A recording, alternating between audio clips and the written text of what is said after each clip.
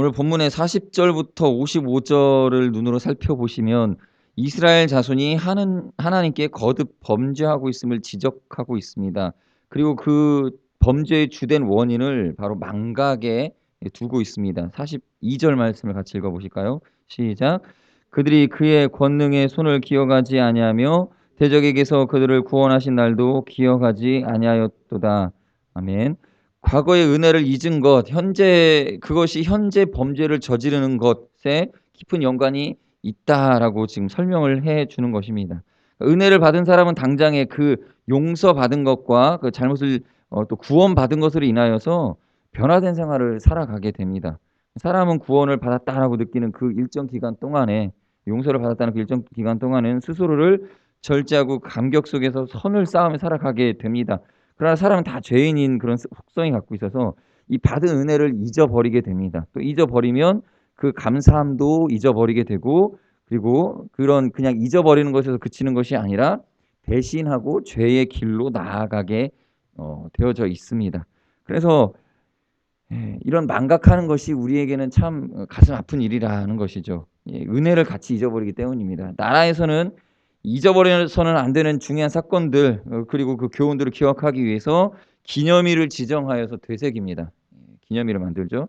그래서 뭐 광복절이라든지 또 6.25라든지 이런 날들을 왜 이렇게 빨간 날로 기록을 해 놓고 매해마다 다시 이렇게 기억하게 만들까요? 왜냐하면 그 역사적 교훈이 있고 우리가 잊어서는 안 되는 중요한 메시지가 그 안에 담겨 있기 때문에 잊지 않기 위해서 기념일을 정합니다. 이스라엘 백성에게도 아마 이런 출애굽의 과정 속에서 일어난 일들, 하나님의 역사를 기억하기 위해서 유월절 뭐 이런 날을 정해 놓고 다시 기억하려고, 다시 우리가 그렇게 그때 하나님의 은혜를 기억하자. 하나님께서 베푸신 구원을 우리가 기억해야 된다. 그렇게 사는 것이 중요하다. 그래서 기념일을 정해 놓고 기억하고 살아갑니다.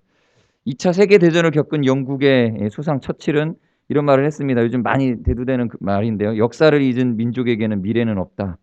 역사를 잊은 민족에게 미래는 없다." 이렇게 말했습니다. 기념일마다 과거의 상처를 지워가는 것이 아니라 다시 되뇌어 기억해내고 다시는 그런 아픔이 없도록 현재 모습을 만들어 가자. 그렇게 노력하자라는 것이죠. 마찬가지로 이 나쁜 일에도 이렇게 기억함이 필요한 것처럼 하나님의 은혜 받은 일에도 우리가 기억함이 필요합니다. 그래서 우리 기독교력에는 하나님의 은혜의 시기들을 다 기억하자라고 해서 그런 날들을 정해 놓고 지키고 있습니다. 특별히 이제 곧 있으면 성탄절도 이어지는데요. 또 추수감사절도 있고요. 우리가 감사할 것들을 잊지 말자. 잊지 말고 살아가자. 추수감사절 유래는 무엇입니까?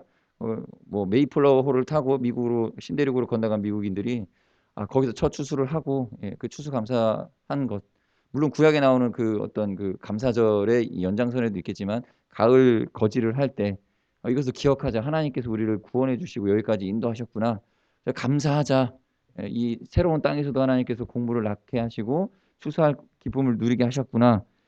그것을 기억하자라는 것입니다. 우리는 감사하는 기억에서 파생되어지는 것입니다. 더불어 성경의 기록은 우리의 인생들로 하여금 역사에 반복되는 인간의 죄성을 고스란히 드러냄으로써 우리에게 회개와 통찰의 기회를 제공해 줍니다. 성경을 보면서 죄인들의 길과 의인들의 길 끝이 어떻게 다른지 수없이 반복하여서 보여주고 있습니다. 거기 더불어 더 중요한 건 뭐냐면 하나님이 그런 과정에서도 얼마나 많이 은혜를 베푸셨는가도 우리는 성경을 통해서 발견할 수 있습니다.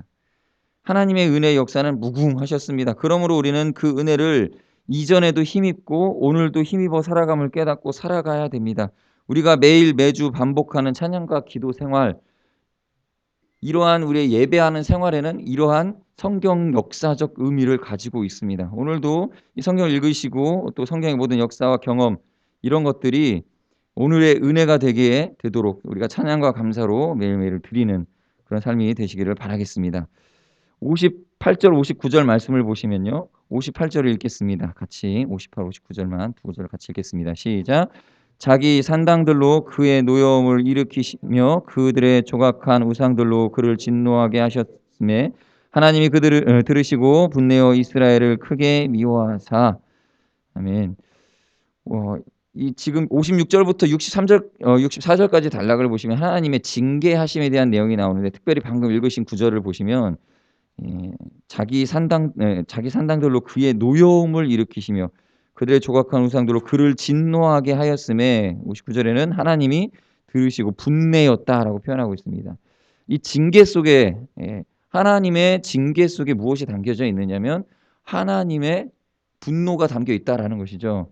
그러니까 이 징계 속에는요. 법관이 자기와 상관없는 사건의 법률 처분을 명령해서 이렇게 처분이 진행되는 것은 그 판사에게는 물론 그 안에 감정도 섞여 있겠지만 그러나 뭐 자기하고는 상관없는 일이기 때문에 그저 객관적 시각에서 이 두 사람 중에 한 사람에게 그냥 판단을 내린 것뿐입니다.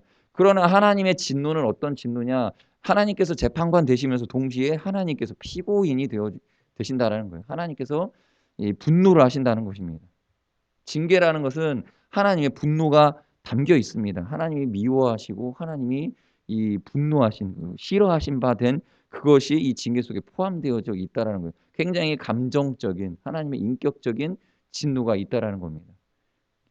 우상 숭배에 관해서 특별히 이 우상 숭배하는 것들 우리 사람이 짓는 죄들 중에서 하나님께서 다 미워하십니다. 그러나 특별히 이제 우상 숭배하는 것 하나님 외에 다른 것을 높이는 것에 대해서 하나님 굉장히 분노하시는 것입니다. 그러나 우리가 짓는 죄는 다 우상 숭배의 속성이 있습니다. 하나님보다 더 이 우리가 사랑하는 쾌락과 우리가 사랑하는 어떤 더 추구하는 가치관들이 하나님의 율법과 하나님의 그 가치관을 하나님의 그 가치 체계를 뛰어넘어 버리는 행동을 우리가 하기 때문에 그 안에는 반드시 하나님의 진노가 있는 것입니다. 그래서 우리가 하나님께 징계를 당할 때에는 그 안에 담겨 있는 하나님의 분노에 집중해야 됩니다. 분노하심에 대해서 그것에 대해서 우리가 회개를 해야 되는 것입니다. 신앙이 잘 되어 있는 갖춰져 있던 사람들은 이런 하나님의 징계를 경험하게 되면 얼굴이 부끄러워지고 민망함을 느낍니다. 두렵고 괴로움을 느낍니다. 왜 그러죠? 하나님의 진노의 감정에 반응을 하기 때문입니다. 영적으로 깨어 있는 사람은 민감합니다. 그런데 여기서 이 영적인 생활에서 물론 죄 지은 사람이 영적으로 뭐 잘 되어 있다라고 볼 수는 없겠지만 그러나 그래도 하나님의 은혜 가운데 있는 사람은 이런 반응이 나오는데 잘못되어 있는 사람들이 있습니다. 하나님 앞에 징계를 당하고 하나님 앞에 지금 범죄함에 대해서 메시지가 계속 들려짐에도 불구하고 이 건강하지 못한 사람은 '아 내가 왜 이런 일을 겪어야 되지? 왜 나는 왜 이런 재수 없는 일들이 내게 있지? 왜 나는 이렇게 운이 나빠서.' 아니면 '아 이건 뭐지? 마귀가 괜히 나를 시험하는 것인가?'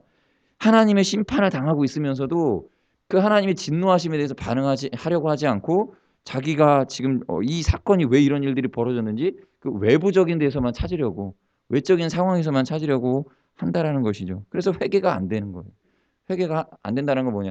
뭔가 잘못을 뉘우치는데 하나님의 인격 앞에 하나님이 분노하신 것에 대해서 그에 대한 반응을 보이는 것이 아니라 다른 것들의 원인을 찾고 회피하려는 태도를 갖게 되면 이게 어려워진다라는 거죠. 그래서 하나님의 그 분노의 수위가 점점 높아집니다. 그리고 60절부터 64절 잠깐 눈으로 보시면요.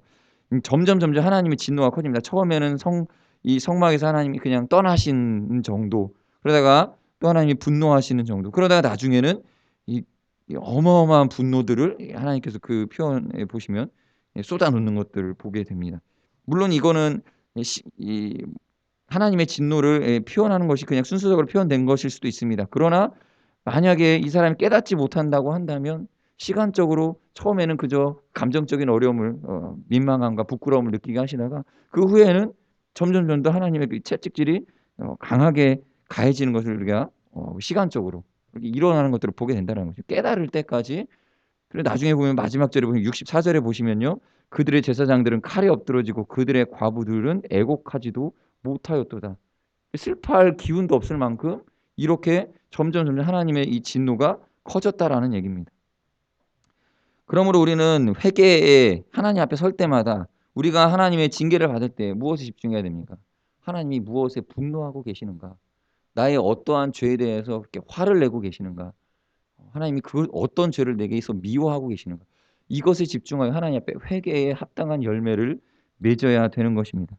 사무엘하 24장 25절에 보면 다윗이 인구조사로 인해서 연병이 돌았습니다. 그리고 제단을 쌓아서 하나님의 재앙이 그치는 장면이 나옵니다. 제가 읽어드리겠습니다. 그곳에서 여호와를 위하여 제단을 쌓고 번제와 화목제를 드렸더니 이에 여호와께서 그 땅을 위한 기도를 들으심에 이스라엘에게 내리는 재앙이 그쳤더라.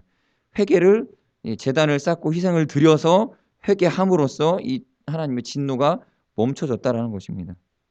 회개의 초점이 어디 있습니까? 하나님의 진노하심 거기에 초점을 두어야 됩니다. 하나님이 용서하고자 하시는 그 용서의 포인트가 있습니다. 그 용서의 중심에 우리의 심령을 하나님 앞에 드리는 것입니다.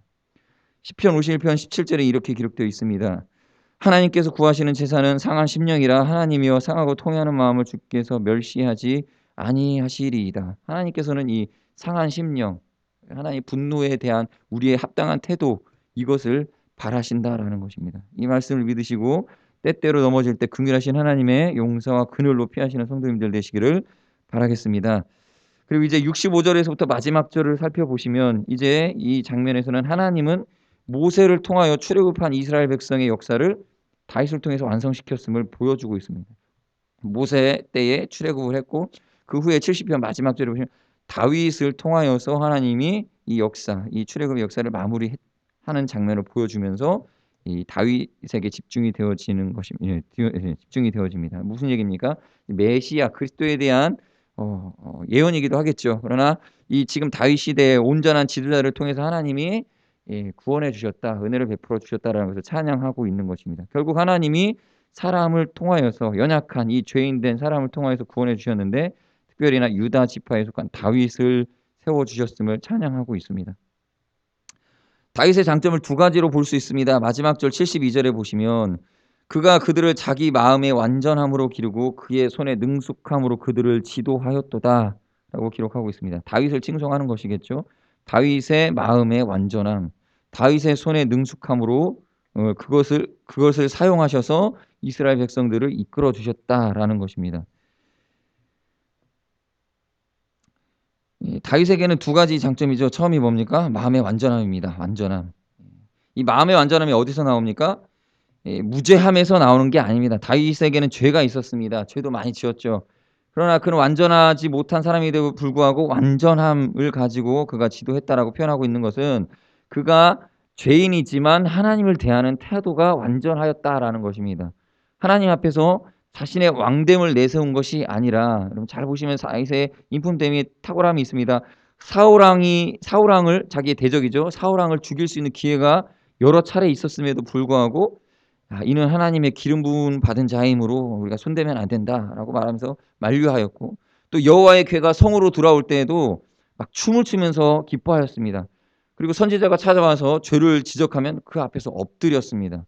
그가 왕이었지만 왕으로 있는 것이 아니라 하나님 앞에 있었습니다. 그래서 이게 하나님 앞에 완전함이었습니다. 우리는 조금만 목에 힘이 들어가도 하나님 앞에서 체면 내세우고 지적을 받으면 용납하지 못하고 이러한 태도가 우리 가운데 익숙해져 있지 않습니까? 그러나 다윗은 탁월했습니다. 다윗의 이러한 자세와 태도를 당대의 신하와 부관들이 보게 되었고 그것을 배웠겠지요. 그리고 배운 바는 백성들에게 교훈이 되었을 것입니다. 하나님 앞에 이렇게 살아가야 된다. 그리고 성경에도 기록되어져 있지 않습니까? 그렇게 다윗의 태도는 이 군사력이 아닌 신앙의 태도로서 백성들을 길렀다라는 것입니다. 또 어떻습니까? 다윗의 손에는 능숙함이 있었습니다. 많은 재주는 없었지만 자기에게 맡겨진 양들을 보살피는 일에 능숙함이 있었습니다. 물매를 던지는 일에 능숙했고 하나님을 찬양하는 악기를 다루는 일에 능숙했습니다. 이런 것들은 뭐 능숙하다는 표현을 쓸 수 있겠지요. 하나님 앞에 충성스럽게 살아온 결과였습니다. 그냥 충성스럽게 살아오다 보니 세월이 흘렀습니다. 그러다 보니 양떼를 기르는 데 필요한 그런 기술들 능숙했습니다. 누가 보든 안 보든 책임감 있게 성실하게 주의 사역을 감당하니까 능숙해졌다라는 것이죠. 그러한 일들이 우리에게도 있기를 바라겠습니다. 우리에게도 영적 리더십이 이러한 능숙함에서 주어지게 될 것입니다. 작은 것이지만 주님 앞에 충성했던 것들이 우리에게 익숙해져 있고 그것이 여러 영혼들을 주님께로 인도하고 지도하는 일에 쓰임받는 리더십이 되었다라는 것이죠. 누가복음 16장 10절에 이렇게 기록되어 있습니다. 지극히 작은 것에 충성된 자는 큰 것에도 충성되고 지극히 작은 것에 불의한 자는 큰 것에도 불의하니라. 아마도 이러한 작은 것에 충성된 자에게서 나오는 능숙함에 대한 이야기인 것으로 저는 이해하고 있습니다. 자, 오늘 이렇게 두 가지 정도 하나님 앞에 겸손한 것과 충성된 것이 이 한 가정과 공동체와 나를 바로 서게 하는 능력이 되는 것을 믿으시고 오늘도 이렇게 성령 충만하게 주님 앞에 이 역사를 기억하고 더불어 하나님의 분노하심 앞에 우리가 합당한 회개의 열매를 드리고 그리고 모든 일에 충성함으로 하나님께서 주신 능숙함을 또 하나님 앞에서 우리가 겸손함을 품고 살아가시는 성도님들 되시기를 바라겠습니다. 같이 기도하시겠습니다. 이러한 기도 제목으로 하나님 오늘 하루도 내가 승리하게 하여 주시옵소서, 싸우게 하여 주시옵소서, 이기게 하여 주시옵소서 간절한 마음으로 같이 기도하시겠습니다. 하나님 아버지 감사합니다. 하나님 많은 세상 사람